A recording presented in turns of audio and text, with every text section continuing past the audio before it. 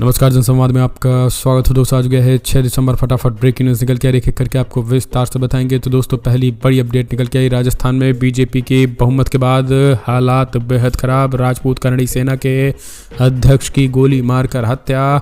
बदमाशों ने घर में घुसकर मारी गोली। लॉरेंस बिश्नोई ने ली जिम्मेदारी। अपराध पूरी तरीके से बेकाबू। दूसरी बड़ी अपडेट, गाजा में इजरायली बमबारी में हालात भयावह। 24 घंटे में 349 फिलिस्तीनी मारे गए।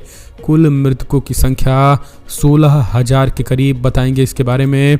तीसरी खबर में बताएंगे, कांग्रेस ने रेवंत रेड्डी के नाम पर लगाई मुहर। होंगे तेलंगाना के नए मुख्यमंत्री। 7 दिसंबर को लेंगे शपथ। क्या है पूरा मामला। बड़ी खबर निकल के आई है। राजपूत करणी सेना के अध्यक्ष सुखदेव सिंह गोगामुडी की हत्या की पूरी कहानी बताएंगे और कैसे एक हमलावर हुआ, ढेर वो भी बताएंगे। राहुल गांधी 24 में इंडिया ने कहा यूपी से लड़ें। जी हाँ, कांग्रेस की हार के बाद राहुल गांधी को वायनाड छोड़ने की नसीहत। आज एक बार फिर से इंडिया की बड़ी बैठक होगी। वहीं बड़ी अपडेट, जहां हमास के लड़ाकों ने इजरायली में मचाया तूफान। ताबड़तोड़ दागी। लगभग 50 से ज़्यादा मिसाइलों से किया हमला। एक एक करके आपको विस्तार से बताएंगे। जान लेना जरूरी हो, वसुंधरा राजे ने कैसे कर दिया बड़ा खेला। तगड़ा झटका लगा है, ये भी हम आपको बताएंगे। और सब कुछ खबरें जान लेना जरूरी है, लेकिन उससे पहले एक छोटा सा निवेदन, अगर आपने चैनल को सब्सक्राइब नहीं किया, पल पल के अपडेट के लिए चैनल को सब्सक्राइब करना ना भूलें दोस्तों। दरअसल पहली बड़ी अपडेट निकल के आ रही है, आपको बता दें। राजस्थान में राजपूत करणी सेना के अध्यक्ष की गोली मारकर बदमाशों ने घर में घुसकर कर दी हत्या। लॉरेंस बिश्नोई ने ली इसकी जिम्मेदारी। हालात बेहद बेकाबू। सरकार बनते ही ताबड़तोड़ चली गोलियां। जी हां, राजस्थान विधानसभा चुनाव रविवार को नतीजे आए और 2 दिन बाद यानी मंगलवार को राष्ट्रीय राजपूत करणी सेना के अध्यक्ष सुखदेव सिंह गोगामुडी की हत्या कर दी गई। इससे राज्य में सनसनी फैल गई और राजपूत समुदाय में उबाल देखा जा रहा है। जयपुर में राजपूत समुदाय के लोगों ने प्रदर्शन किया। सुखदेव सिंह गोगामुडी बीते कई सालों से राजपूतों का संगठन चला रहे थे और सामाजिक तौर पर बेहद सक्रिय थे। वो कई बार चुनाव भी लड़ चुके हैं। वो जिस मकान में रहते थे उस पर कब्जे समेत कई बड़े आरोप उन पर लगते रहे। माना जा रहा है कि उनकी हत्या के पीछे भी वही वजह है। मंगलवार को नवीन शेखावत समेत 3 हमलावर उनके घर आए थे। अंदर बैठकर चाय पी और करीब 10 मिनट की बातचीत के बाद इन लोगों ने उन्हें गोलियां मारकर हत्या कर दी। ये घटना जयपुर के श्यामनगर इलाके में हुई है, जहां सुखदेव सिंह रहते थे। राजस्थान पुलिस के डीजीपी उमेश मिश्रा ने कहा है कि तीनों लोग उनके घर पहुंचे थे और कुछ देर बातचीत के बाद फायरिंग शुरू हो गई। तो एक बहुत बड़ी खबर निकल के, अरब विपक्षी इस पर हमलावर है। उनका कहना है सरकार सत्ता जाने के बाद जिस तरीके से हमला हुआ है, ये कहीं न कहीं एक तरीके से ताबड़तोड़ तरीके से हत्या में सरकार पर सवाल खड़े हो गए हैं भाजपा पर। एक और अपडेट, गाजा में इजरायली बमबारी से हालात भयावह। 24 घंटे में 349 फिलिस्तीनी मारे गए। कुल मृतकों की संख्या 16,000 की पार। यहाँ दरअसल इजराइल और हमास के बीच भीषण जंग जारी है और जंग में हर दिन बड़ी संख्या में फिलिस्तीनी मारे जा रहे हैं। गाजा के स्वास्थ्य मंत्रालय के अनुसार इजराइल ने रविवार, सोमवार, मंगलवार गाजा पट्टी में सबसे भीषण बमबारी की और अब तक लगभग 750 से अधिक मारे जा चुके हैं। गाजा के स्वास्थ्य मंत्रालय ने बताया है कि 7 अक्टूबर से गाजा पट्टी पर इजराइल हमले के परिणामस्वरूप तब तक लगभग 16,000 के करीब लोगों की मौत हो चुकी है। वहीं आपको बता दें, रिटेलिएशन में हमास भी ताबड़तोड़ अटैक कर रहा है और हमास ने जो है वो इजराइल के कई इलाकों में कल भीषण अटैक किया है। एक और अपडेट निकल के आई है। तो आखिरकार कांग्रेस ने रेवंत रेड्डी के नाम पर लगा दी मुहर। होंगे तेलंगाना के नए मुख्यमंत्री। 7 दिसंबर को होगी शपथ।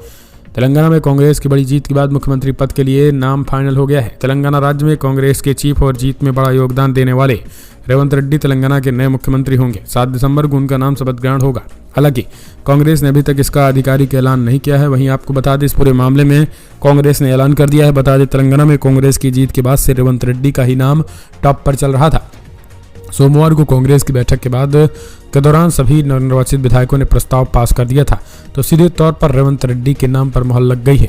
एक और अपडेट निकल के आई है। इंडिया की होने वाली है बड़ी बैठक। मल्लिकार्जुन खड़गे ने इंडिया की बड़ी बैठक बुलाई है। सभी घटक के नेता होंगे शामिल।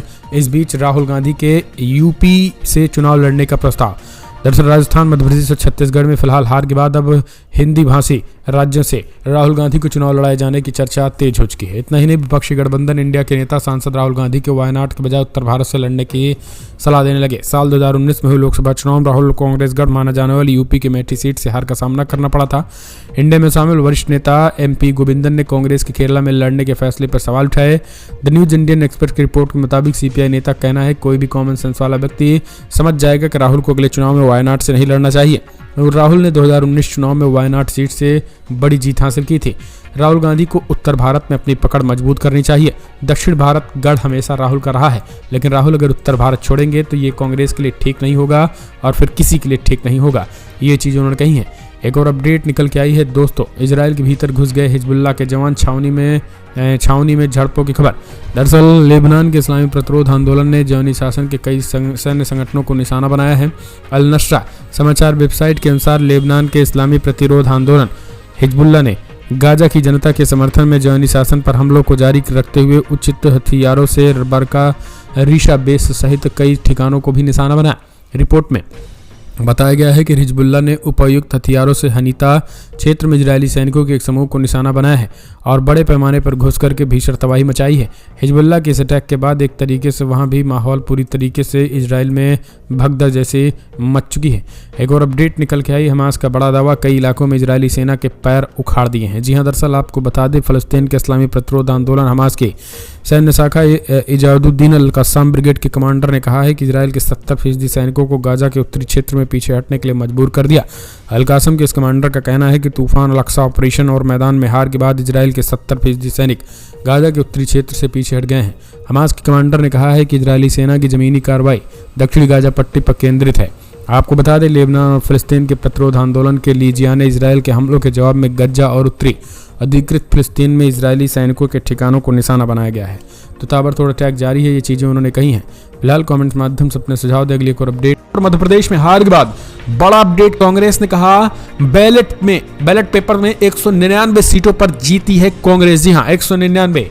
ईवीएम पर ठीकरा फोड़ते हुए कहा ये ईवीएम की जीत है, यानी बताएंगे जिन्होंने बैलेट से वोट किया था उसमें 199 सीटों पर बढ़त हुई है कांग्रेस की। बहुत बड़ी खबर निकल गई, ये हम आपको बताएंगे। और राजस्थान में बाबा योगी बालकनाथ को जो है वो सीएम बनाने की मांग तेज। इन्होंने दिया था बंगाल और कर्नाटक मुसलमान भेजने की धमकी, बताएंगे इसके बारे में। और सबसे बड़ी बात यह है कि राजस्थान में सबसे ज्यादा हंगामा, कराची बनाने चाहते हो, नए नवेले विधायक महंत बाल मुकुंद ने सीधा खान होटल पर किया हमला, कई तरीके से अटैक कर रहे हैं, वो हम आपको बताएंगे। और कफील खान पर कैसे एफआईआर दर्ज हो गई है, एक एक करके जान। लेकिन सब एक छोटा सा अगर आपने चैनल को सब्सक्राइब नहीं किया, पल पल के अपडेट के लिए चैनल को सब्सक्राइब करना ना भूलें दोस्तों। दरअसल पहली बड़ी अपडेट निकल के आई है, इजराइल के कई इलाकों पर हमास ने किया एक के बाद एक ताबड़तोड़ इजरायली इलाकों में मचा कोहराम, बजते रहे सायरन, लोग भागते रहे इधर से उधर। दरअसल कैलकिया में अल-अक्सा ब्रिगेड ने घोषणा की कि इजरायली सेना के हमलों के जवाब में जैनी सैन्य वाहनों को निशाना बनाया गया है। गज्जा पर भीषण बमबारी के अलावा इजरायली सेना के वेस्ट बैंक के कलजिया क्षेत्र पर भी हमला किया गया। जैनी सेना ने वेस्ट बैंक के शहर रमल्ला में दक्षिणी में अल आसामू क्षेत्र पर भी हमला किया, जबकि रमल्ला के उत्तर में जालसोन शिविर पर भी इजरायली सैनिकों के हमले की सूचना मिली। दूसरी ओर गज्जा में बड़े पैमाने पर भीषण अटैक किया गया और खास करके अल कासम ब्रिगेड अवैध अधिकृत शहर में निशाना बनाया गया है। इजरायली शहरों को अल कासम ब्रिगेड ने निशाना बनाया है। खबर पिछले 24 घंटे की बात करें तो इजराइल के कई इलाकों में ताबड़तोड़ अटैक अबू अबैदा के लड़ाके अल कासम ब्रिगेड के लड़ाकों ने किया है, जिसमें रमल्ला से लेकर के खास करके रमल्ला तो वेस्ट बैंक, लेकिन इजरायली इलाके की बात करें तो कई अल थैन अल फौजा के पास रंधान एक्सप्लोसिव गिराया गया है। इतना ही नहीं, अल फौजा के साथ साथ यहाँ पर अल यासीन रॉकेट का भी अटैक किया गया है। तो देखा जाए ओवरऑल तो इजराइल के कई इलाकों पर हमास का एक बड़ा अटैक हुआ है और सायरन बजते रहे, इजरायली भागते रहे। एक और अपडेट, कताइब अल कासम मुजाहिदीन ने गाजा के है अल सल्जा इलाके में यासीन 105 मिसाइलों और फिदाइन बमों में यहूदी सेना के 13 टैंकों को भी नष्ट किया। हमने आपको बताया कि जो अटैक हुआ है, इन अटैक की बात करें तो जो ओवरऑल जो मोटी मोटा निकल के आ रहा है उसमें लगभग 10 से 12 टैंकों को भी नष्ट किया गया है इस पूरे हमले में, क्योंकि ये जो हमला किया गया था ये पूरी टारगेटेड था और इस पहले भी हमास के लड़ाकों को इस बात को पता था। तो ताबड़तोड़ अटैक इजरायली इलाकों में करके ये एक बड़ी क्षति पहुंचाई गई। एक और अपडेट निकल के आई है, तुर्की के राष्ट्रपति एर्दोगान का बड़ा ऐलान, कहा कि जंग के बाद इजराइल पीएम पर केस चलेगा। हमास आतंकी संगठन कतई नहीं है, बर्बरता की सारी हदें पार कर रहा, इजराइल को भुगतना पड़ेगा परिणाम। तुर्की के राष्ट्रपति रिसेप तैयब एर्दोगान ने इजरायली पीएम नेतन्याहू को परिणाम भुगतने की धमकी दी। उन्होंने कहा है कि प्रधानमंत्री बेंजामिन नेतन्याहू को वॉर क्रिमिनल यानी युद्ध अपराधी बताया। एर्दोगान ने कहा है कि इजराइल और हमास की जंग खत्म होने के बाद नेतन्याहू पर वॉर क्राइम के लिए केस चलेगा। उन्होंने यूगोस्लाविया के पूर्व राष्ट्रपति मिलोसेविक की मिसाल देते हुए कहा है कि जिस तरीके से मिलोसेविक पर युद्ध अपराध का केस चलाया गया था वही सलूक नेतन्याहू के साथ भी होगा। इस्तांबुल में ऑर्गेनाइजेशन ऑफ इस्लामिक काउंसिल की मीटिंग में एर्दोगान ने हमास का फिर से बचाव किया और उसे हक के लिए लड़ने वाला संगठन बताया।